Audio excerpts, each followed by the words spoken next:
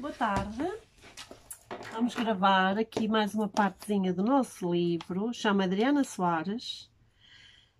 Espero que vocês estejam a gostar tanto quanto eu do Segredo dos Girassóis, o Diário de Ana Goldin, de Adriana Mateus.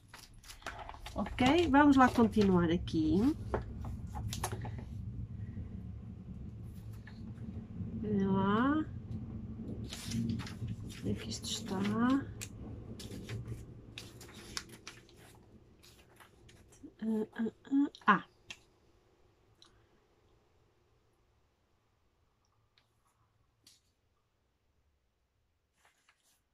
Esperem lá.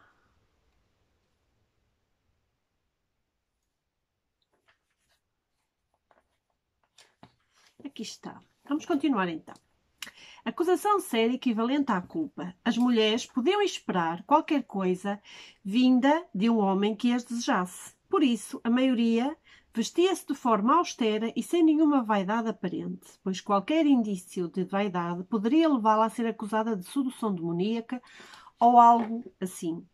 Geralmente, não conhecíamos nossos acusadores, que poderiam ser homens, mulheres e até mesmo crianças. Isso dependia de quem as acusasse de algum crime, pois os manipuladores usavam pessoas inocentes desprovidas de recursos financeiros.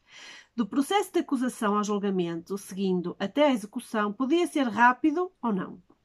Isso dependeria muito da pessoa que estivesse a ser acusada. Mas uma coisa era certa, não existiam formalidades ou direitos de defesa. A única alternativa do réu era confessar e retratar-se reivindicando boa-fé, ou sua fé, seus bens, seus familiares e aceitando o domínio e a autoridade da Igreja em ascensão. Em direitos de liberdade e de livre escolha nunca foram associadas as tais leis. Os acusados eram feitos prisioneiros e mantidos constantemente sob tortura. Muitos eram inibidos de dormir e isso acontecia segundo revezava-se o horário dos seus carrascos. Todos eram obrigados a confessar uma condição etérica. As mulheres, que eram a maioria, comumente eram vítimas de violação. A execução era realizada geralmente em praça pública, sob os olhos de todos os moradores, que faziam de tal barbárie uma festividade bizarra. Punir publicamente era uma forma de coagir e intimidar a população. A vítima podia ser enforcada, decapitada ou queimada viva.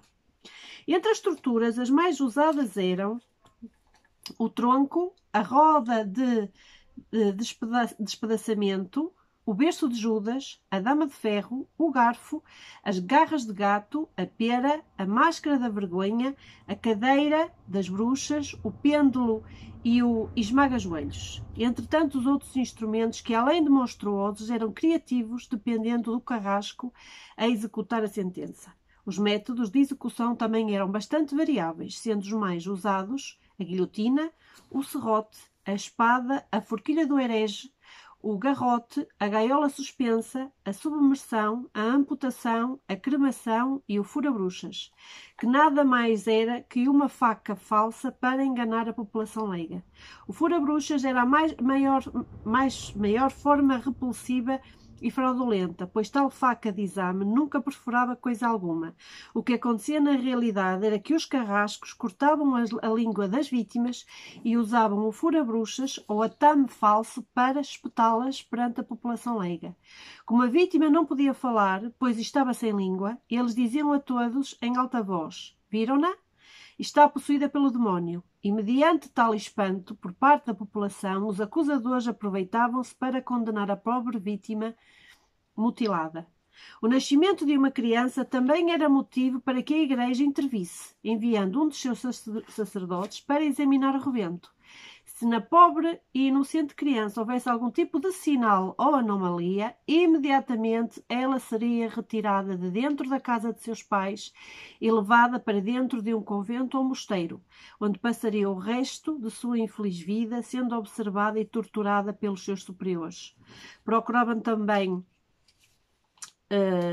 marcas do diabo no corpo das mulheres. Eu estava tramada que eu tenho uma flor de lixo. considerados hereges, pois, segundo a Igreja, o diabo deixava a sua marca em algum lugar do corpo de uma bruxa. A mais óbvia era um mamilo supranumerário. Certamente os sacerdotes celibatários e castos estariam muito interessados em examinar tais mulheres. Com isso, uma depravada compulsão por torturas e sexo violento surgiu com a chegada das normas morais da Santa Madre da Igreja. Por parte dos sacerdotes celibatários e castos, essa praga emocional atingiu sexualmente indivíduos não funcionários, incapazes de sentir prazer na prática natural do sexo. Com isso, começaram a aliviar a sua sexualidade reprimida, cortando, dilacerando e queimando as causadoras de toda aquela volúpia reprimida, ou seja, nós mulheres. Uma esposa não podia sentir prazer como o seu esposo, nem beijá-lo. Ela somente lhe serviria para a reprodução. Caso ela descumprisse tais preconceitos ou preceitos, como por exemplo beijar o marido, ele poderia arrancar os seus lábios para que não se tornasse uma depravada do demónio. Essa regra só se aplica às mulheres, pois seus maridos podiam procurar outras em prostitutas para satisfazer os seus desejos carnais incompletos. O homem era o senhor, a mulher, um enfeite de estimação que nada mais servia para ele, além de ser a sua procriadora e zeladora dona de casa. Com a Santa Inquisição foi fácil para Satanás invadir a Igreja Católica, pois ela já tinha se movido para a prática da feitiçaria desde o ano 321, quando o imperador Constantino afirmou seu comando sobre a Santa Amada Igreja. Foi quando finalmente seu período de Inquisição começou a se separar da verdadeira verdade de Jesus Cristo. Isso também aconteceu há mais de 800 anos, portanto, a Madeira estava muito seca e suscetível ao fogo do inferno. Foi assim que Satanás se aproveitou e soprou usando a Inquisição como seu maior instrumento. Enquanto milhares de pensamentos invadiam a minha mente, dei-me conta que Chara estava sendo levada para um vilarejo, onde seria posta sob cárcere privado até seu julgamento. Olhei para aquelas mulheres em desespero e meu coração apertou-se dentro do peito. Eu sabia que nada podia fazer por elas, mas me sentia uma cobarde e impotente por apenas ser uma sombra. Procurei por Chara, que estava com as mãos atadas, cabisbaixo e encostada em um canto, perto de um carvalho. Ela não dizia mais nada, estava imóvel. Parecia estar querendo apagar da mente todo aquele holocausto. Seu semblante era de dor e agonia. As pálpebras de Chara estavam baixas, inertes. Ela praticamente já estava morta, somente seu corpo ainda estava de pé. Talvez por uma questão de ela mesma não poder se desligar da vida material. Os soldados levaram-na para perto do capitão, amarrando-lhe as mãos à sela do cavalo do chefe da guarda. O Sr. Edward ocupava 3 postos de muita responsabilidade e conveniência. O de chefe da guarda, o de capitão e o posto mais alto, o inquisitor. Logicamente, tais funções não lhe foram impostas por ele ser simplesmente tão merecedor ou competente. Ela era também outra vítima da Inquisição que se aproveitou do seu ódio por Chara para fazer dele um caçador de bruxas. Dessa forma, sabiam que podiam confiar nele cegamente, pois varreria também da face da terra as inimigas de Sua Majestade a Santa Madre Igreja. Acompanhei aquele cortejo fúnebre de longe para que Chara não percebesse minha presença espiritual, ou poderia ser ainda mais catastrófico para ela. No mundo transitório onde me encontrava, nada poderia me acontecer, ou seja, nenhum mal físico. Mas, de nenhuma forma, eu poderia interferir no mundo de Chara. Era como se eu estivesse em um espelho às avessas. Eu poderia falar com eles, interrogá-los, mas não podia tocá-los ou ser tocada. Apenas o meu perispírito estava lá no meu corpo, pois ele estava no século XVIII, em que se encontrava minha querida Maria e as outras irmãs que pacientemente aguardavam o meu retorno daquele transe astral. Era como se fosse uma janela imaginária, mas ao mesmo tempo real. Não soube descrever com palavras exatamente o que era aquilo tudo que estava a acontecer, mas o certo era que eu estava lá. Presenciei aquelas coisas todas sem sair do lugar. Desculpem lá aqui um erro. sem sair do lugar onde me encontrava. Fiz a viagem e sabia naquele momento que era algo muito especial e individual, pois cada pessoa que fizesse a viagem teria a sua forma pessoal de escrevê-la. Vi quando o capitão Edward olhou com ódio para Shara, que estava presa à sua cela. Mas também vi o olhar de tristeza de Shara, por parecer não reconhecer aquele homem. A engolida seca de minha ancestral demonstrou que estava sem forças e fôlego para prosseguir todo aquele trajeto a pé e descalça. Depois de mais de 3 horas a caminhar, em trilhas áridas e pedregosas, Shara, por fim, falou em um tom de voz, quase um sussurro. Dê-me água, pelo amor de Deus, eu suplico. Tenha misericórdia. Apenas me dê água. O capitão olhou-a com desprezo e respondeu: Agora está-se a lembrar de Deus, bruxa maldita, porque eu deveria ter misericórdia de uma discípula de Satã. A senhorita e suas comparsas deveriam ter pensado na misericórdia dele antes de se terem juntado a Satã. Agora é tarde demais. Seus destinos estão em minhas mãos e logo verei o fim de toda a sua raça amaldiçoada. Eu mesmo selarei os seus destinos em nome de Deus e de todos os santos do céu. Faço isso sem nenhuma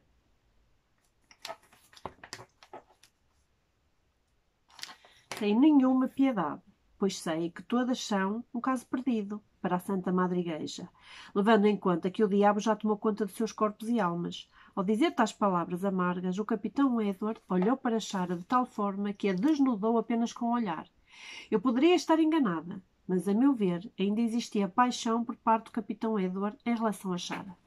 Talvez fosse uma paixão doentia e corrompida pelo ódio e pela vingança, mas mesmo assim, ainda existia um sentimento dentro daquele homem, e isso poderia ser mais prejudicial à minha ancestral.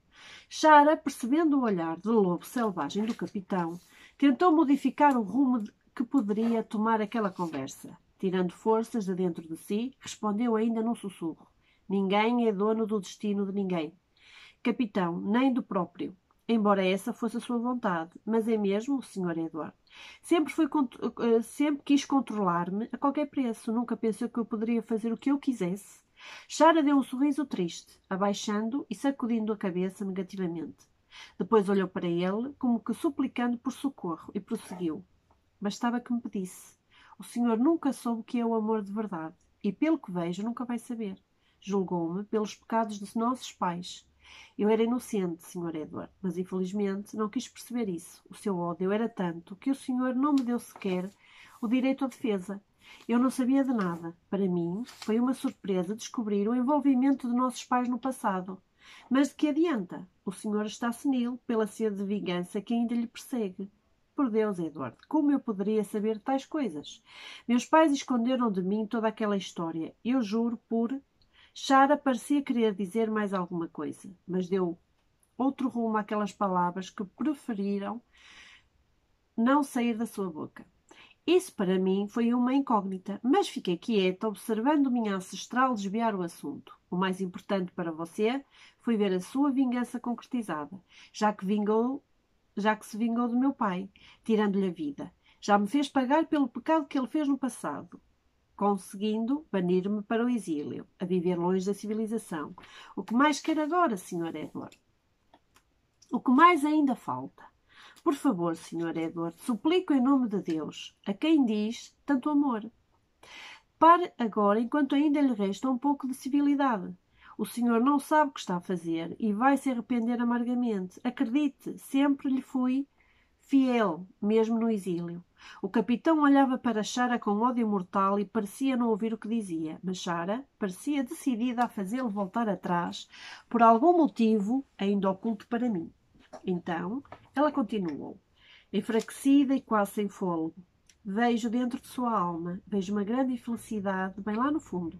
Mas sei que ainda há uma coisa de bom aí dentro do senhor, capitão. Basta deixá-la vir à tona. O capitão tem um inesperado ímpeto de insanidade e ódio e esbofeteou Shara, finalmente. Em suas faces albas escorreu a dor. O capitão rangia todo o seu ódio por entre os dentes em um êxtase de vitória. Com a força da mão do capitão, Shara escorregou e ficou pendurada à sela do cavalo. Aquele homem cruel que ainda a arrastou por alguns metros, até que parou finalmente e disse: Isso é para que não fale mais do nome de Deus em vão, sua bruxa. O que também lhe sirva de lição para que aprenda a nunca mais mentir para mim com as suas infâmias. Acha mesmo que eu acreditaria em uma só palavra do que está a dizer? Fui treinado para lidar com bruxas e demónios. Sei muito bem quando uma bruxa está a tentar me seduzir, usando de encantamentos, para se desenvencilhar do meu objetivo. Sou um servo do divino Deus, Criador de todas as coisas. Não tem poder sobre mim, Satanás. Entre lágrimas, Shara levantou do chão, secando com as mãos atadas o sangue que escorria das têmporas. Disse entre soluços. Em seus olhos vi sentimento, perfeito e puro. Mas era a máscara do seu ódio. Vocês cristãos acham que as bruxas sabem tudo, não é? Mas também nos enganamos. Como pode ver, o amor confunde-nos, assim como me confundiu. Sou mesmo uma tola. Ainda teimo em acreditar na essência humana. O ódio cegou Edward. Ainda não percebeu isso? O semblante do capitão Edward transfigurou-se. Era como que se outra pessoa estivesse ali, junto a ele. Senti medo daquele rosto. Percebi que Shara também viu o mesmo que eu estava a ver. Meu coração parecia dizer que ele queria estrangulá-la. Ele estava completamente tomado por um espírito de revolta e vingança e ainda aos gritos ordenou: cala essa boca, imunda bruxa maldita. Guardas, levem essa mulher infeliz da minha frente antes que eu perca a minha cabeça. O jovem soldado correu ao encontro do capitão Edward, indagando-o. Devo trancá-la com as outras, senhor capitão? Não. Quero que a algeme ao lado de fora da carroça. Ela vai a pé até ao vilarejo. Isso lhe servirá de penitência, fazendo-a se lembrar de quem é que está no poder aqui. O guarda empurrou Shara abruptamente como um animal. Amarrou-a pelos pulsos na parte traseira da carroça, onde estavam as outras mulheres. Shara estava com as vestes rasgadas e os pés e joelhos esfolados. O sangue descia da sua face, misturando-se com as lágrimas e os soluços. Isso parece incomodar o capitão Edward, pois ordenou que o soldado a amordaçasse. O soldado não só obedeceu à ordem do seu superior, como também bateu na cabeça de Shara com um pedaço de madeira. A situação de minha ancestral não era nada agradável. A cada metro percorrido, seus pés sangravam mais, pois se cortavam com as pedras e os galhos espinhentos que existiam à beira do caminho. Shara sufocava seus gemidos através da mordaça que cortava seus lábios. O capitão Edward olhava para trás, uma vez ou outra, para certificar de que Shara estava a sofrer o suficiente com o tratamento imposto por ele. Naquele momento, as irmãs de Shara não olhavam sequer para a sua mestra. Pareciam repudiá-la e a culpavam por tudo o que lhes tinha acontecido na floresta. Shara estava só, à mercê daquele destino infeliz. Vi aquela mulher uma grande guerreira e, com o passar dos meus anos, aquela foi uma lição que segui a fio. Pois mesmo naquele momento de flagelo, percebi que Shara se preocupava com suas irmãs. A dor daquelas mulheres parecia ser mais importante do que a sua própria dor. Aquelas famílias estavam a sofrer com a morte de seus entes queridos. As cordas, desculpem lá, e os gravetos que cortavam o corpo de Shara não eram nem a metade do que a dor na alma daquelas mulheres. Causava-me angústia não poder fazer absolutamente nada. Por várias vezes contive as lágrimas que estavam prestes a cair. Não podia fraquejar, senão minhas visões seriam interrompidas. Tentei manter o meu coração em oração, buscando auxílio divino e emanando energia positiva a todas elas. Depois da morte do pai de Shara, ela se entregou ao grupo de auxílio de Mercedes, sua tia por parte de mãe. Mercedes era uma mulher de muitos princípios e decidiu nunca se casar ou ter filhos, para se dedicar apenas aos pobres e necessitados. Mercedes foi considerada a maior bruxa daquele condado e, com seu falecimento, Shara passou a ser a sua sucessora. Mas, naquele momento de dor e revolta, aquelas mulheres na carroça não conseguiam discernir o certo do errado e passaram então a vê-la como uma inimiga. O que elas não sabiam é que Shara nunca recusou ou abandonou alguém que a procurasse pedindo abrigo ou caridade. Mesmo sabendo que a qualquer momento poderia um daqueles necessitados ser um espião e vir traí-la. E foi exatamente isso que ocorreu. um senhor, a quem Shara havia dado abrigo e comida, curando-lhe também uma enfermidade, era um espião da Inquisição. O homem era um velho soldado enviado disfarçadamente para descobrir o esconderijo de Shara. Shara nunca praticou bruxaria, apenas curava os doentes com a ajuda das ervas, como lhe havia ensinado sua tia Mercedes. Durante anos, as duas exerceram este trabalho árduo, mas gratificante.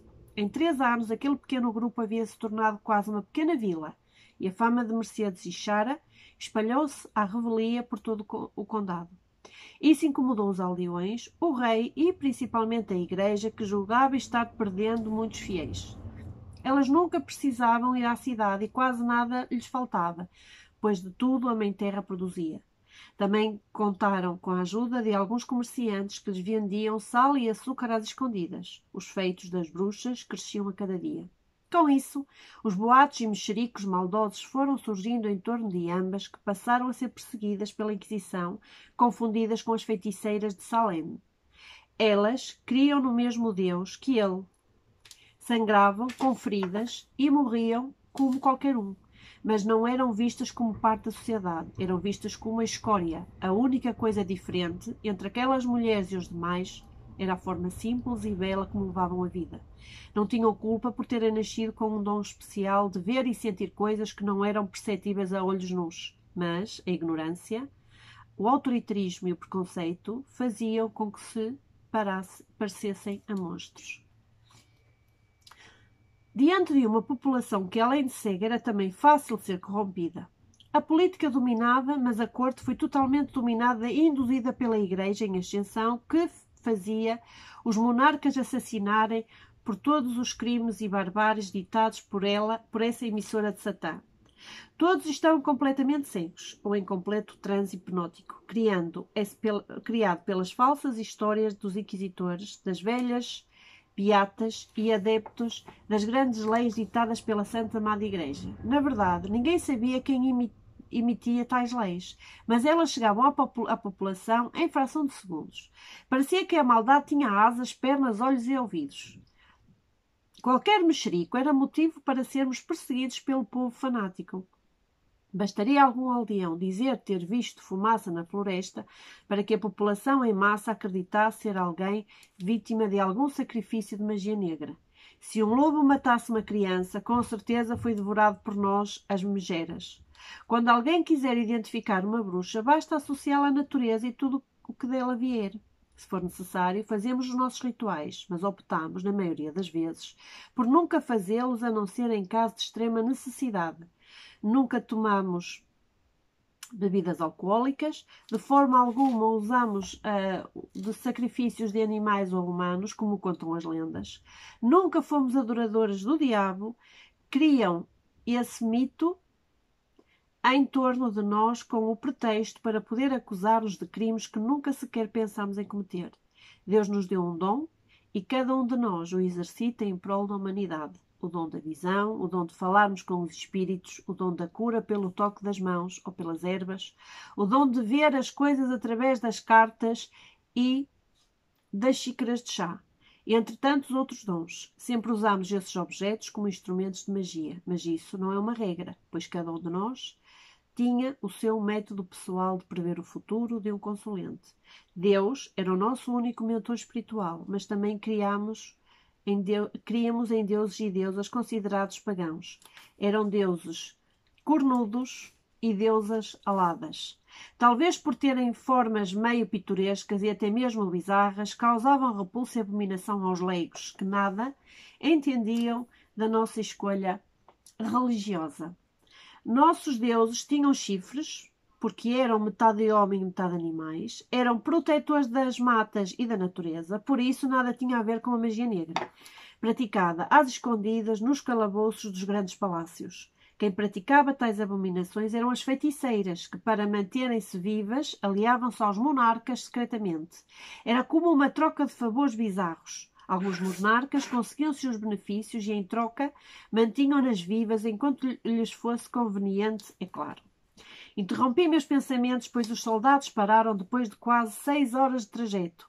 Uma carroça havia quebrado o eixo e demorou quase 1 hora para que fosse consertada. Depois, seguiram viagem. A noite já havia chegado e a lua era a sua única forma de luz. Os soldados e o capitão não pareciam querer parar para descansar ou dormir, pois queria chegar o mais rápido possível à cidade. Shara caiu por várias vezes no meio do caminho, mas o soldado que escoltava à traseira da carroça dava-lhe chicotadas para que ela se levantasse imediatamente. Ela estava parecendo um farrapo humano.